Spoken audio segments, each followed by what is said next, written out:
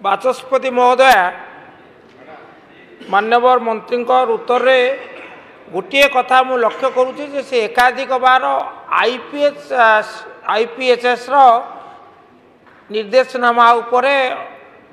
से तांकर वक्तव्य रखुंट मु केवल मान्यवर मंत्री को अवगत करने को चाहे जे स्वास्थ्य होची राज्य तालिका अंतर्भुक्त entry 6 health and public sanitation public health and sanitation तेणु राज्य सरकार मानकर मध्य ये क्षमता अच्छी दायित्व अच्छी से जो तार जो गाइडलाइन को कोहल करी आपण स्वास्थ्य सेवार उन्नति निमंते निष्पत्ति नहीं पारि एटा को माननीय मंत्री को माने निवेदन करी अवगत करने को चाहे जे ए दृष्टि तांकर क्षमता परिसर जो भितर एटा अंतर्भुक्त एटा बुझिबे धन्यवाद देवी जे आपण आज जो सैटेलाइट सेंटर केतोटी खोलिबा पई विचार करुचंती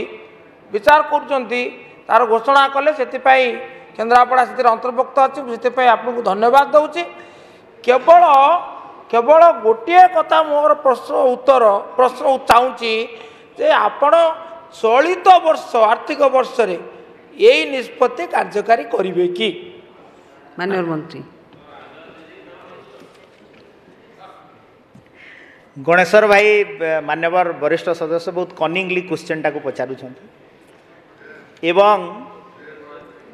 आईपीएचएस नॉर्म 2022 एटा सर्वभारतीय स्तर रे यहा को ही फॉलो करा जाय था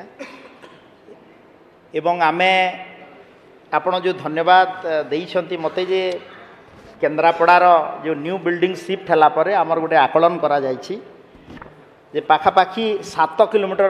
दूर को शिफ्ट होइछि एवं आपण जोटा भितरे अच्छी सहर मध्य ताकू मध्य आमे ये जो सैटेलाइट सेंटर रो व्यवस्था करिया पई आमे करूछु एवं आगामी दिन रे निश्चित भाव रे हमर जो प्रपोजल अच्छी